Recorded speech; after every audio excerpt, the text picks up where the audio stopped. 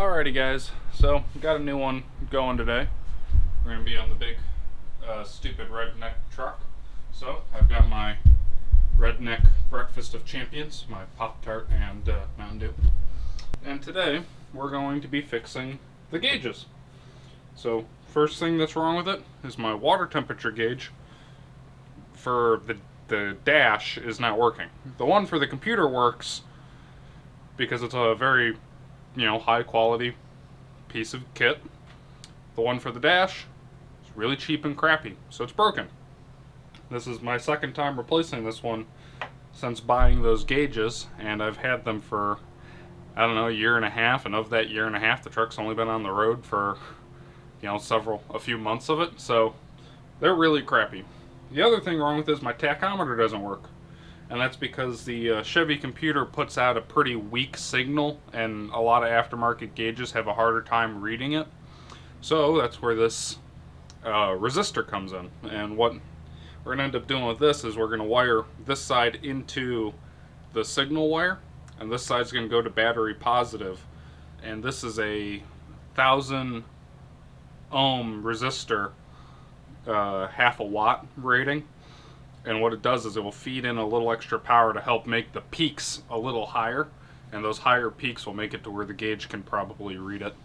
Over here in the truck, just so you can see, the water temperature gauge really doesn't work because it's the one on that one right there, 18 degrees. I live in Florida. It's never been 18 degrees here.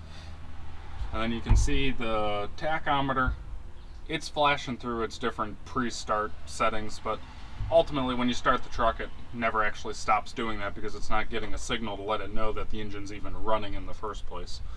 So that's what we're here to fix, temp and tach. So I don't think there's any way that I'm going to be able to film this one for you, because you can just barely see it. Right there, hanging out of the block, is that sending unit. So that's going to be a tough one even for me to just get to, let alone try to film it. So I'll get back to you when it's done. Here's something I absolutely hate doing, and I cannot be convinced otherwise, and that is opening up this damn dash bezel.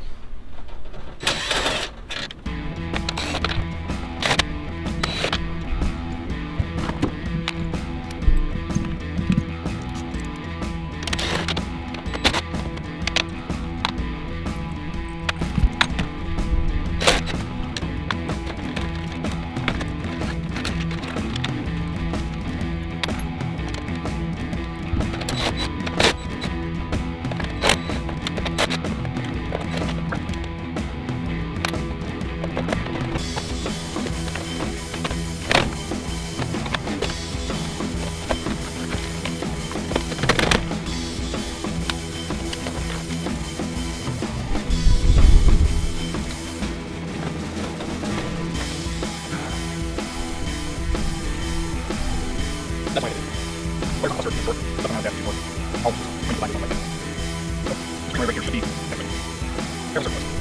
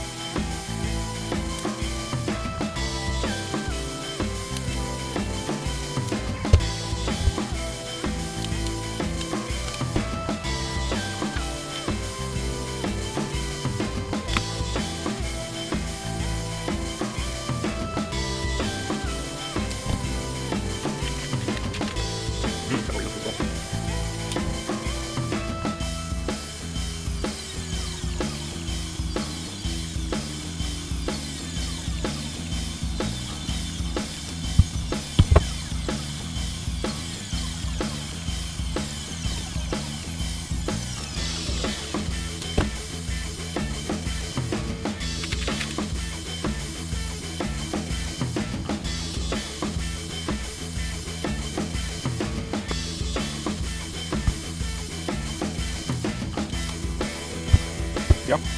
Yep.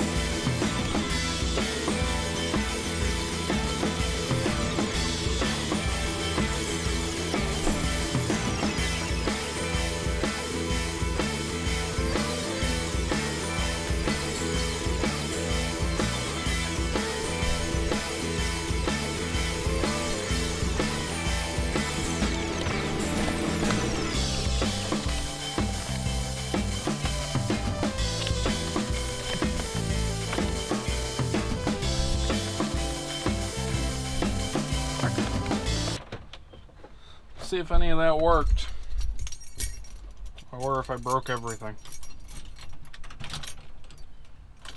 I gotta hook the battery back up. Alright. Attempt number 2. Okay, so I do believe I have to set this for 4-cylinder mode. Temperature says 90. We're in neutral. I've got RPM.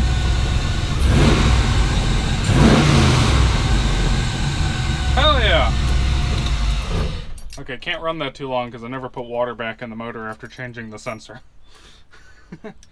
But that is very exciting. Now I just gotta put everything back together and get water in the motor. Which, you know, I don't think you all really want to watch that. So, thanks for watching. I think next time when we come back at this, we are going to be installing the radio and the speakers, which that's what that ugly hole in the door is for, if you can see. And I'll catch you later. Remember, like, comment, and subscribe.